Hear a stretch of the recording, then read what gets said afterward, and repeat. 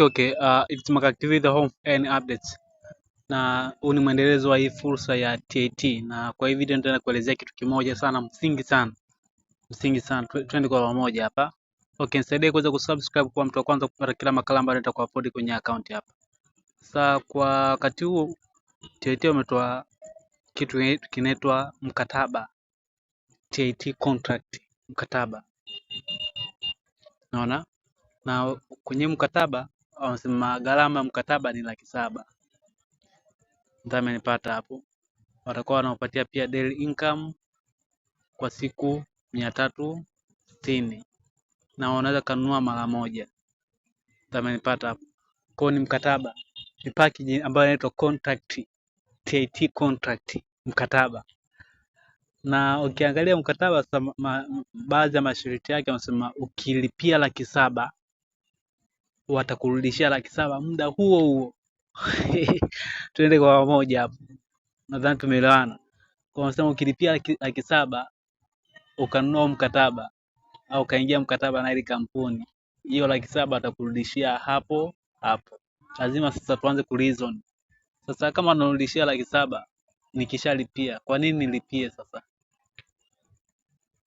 Lazima tuende kwa reasoning. So unapoenda kufanya maamuzi lazima tuwe tunajiuliza pia. In short, nishakwambia hii kitu ishafika kikomo. Kwa hizi mikataba achana nazo. Usi ukatapeliwa tena juu ukatapeliwa tena. Ndio tumeelewana. Kwa mpaka wakati huu tulia, usiwe na papala. Yaani wakati huu tulia. Yaani kuna mambo mengi sana yatatokea wakati huu. Mtu mwingine atakwambia yeye ni IT, anaweza kuhack account na akarudisha pesa. Tulia. Nishakutana na challenge nyingi sana kwenye platform nyingi, lakini nipo wakati huu kuweza kuelekeza hii kitu. Hii package ambayo inaitwa TAT contract achana nayo. In short, kwa issue ya TAT kwa wakati huu usiwekeze pesa yoyote. Nadhani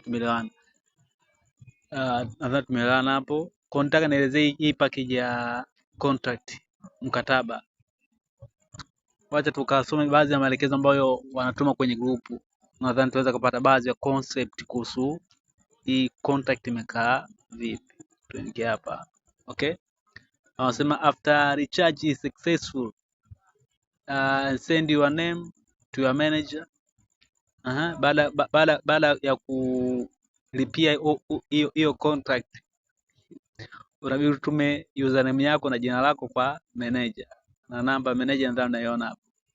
Anasema kumbuka, baada ya kuweka tena shilingi 700,000 na kusaini mkataba, shilingi 700,000 itarudishwa mara moja. Sasa tumeelewana hapo. Baada ya kuweka 700,000 na kusaini mkataba, then 700,000 itarudishwa mara moja. Kwa kuna haja gani ya kuweza kuingia mkataba? Na kwa nini kama ni mkataba, kwa nini mimi nilipie mkataba? So mkataba ni makubaliano ya watu wawili. Kwa nini mimi nilipie mkataba? Lazima tuwe tuna reason hapa. Kama ni mkataba maana yake ni makubaliano ya watu wawili, yeye alipie na mimi nilipie. Then mambo ende fresh, na lazima tuwe tunajiuliza. Mkataba wenyewe unaonekana kama mkataba wenyewe unaonekana kama hivi. Mkataba wenyewe unaonekana kama hivi. Sasa fikiria wewe kwa akili yako ya kawaida unalipia kipande kama hiki kwa 700,000.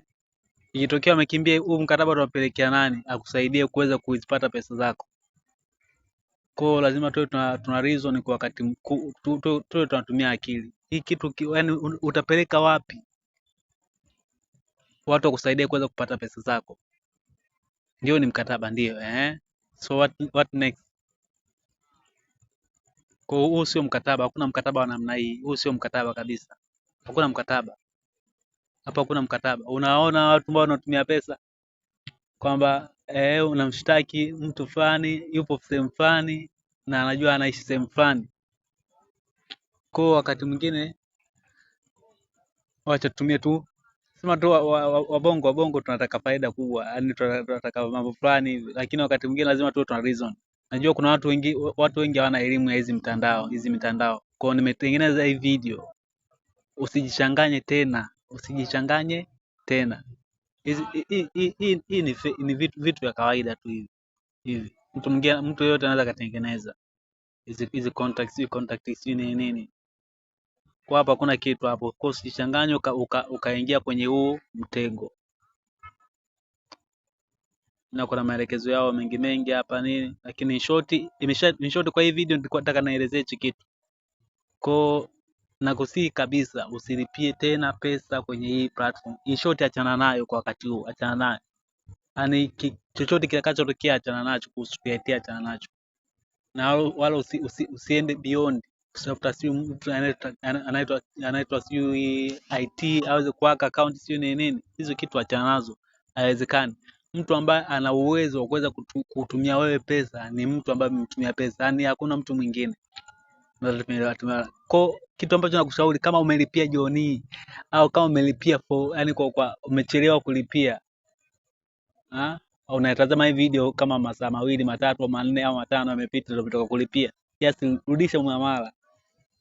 Pigia huduma kwa wateja wakurudishie, wasitishe muamala. Hicho ndio kitu cha kwanza kukifanya. Na kama pengine umenunua mkataba, ndio umeangalia video lakini umenunua mkataba kwa haraka, stopisha muamala. Hicho ndio kitu cha kuzingatia, fanya haraka.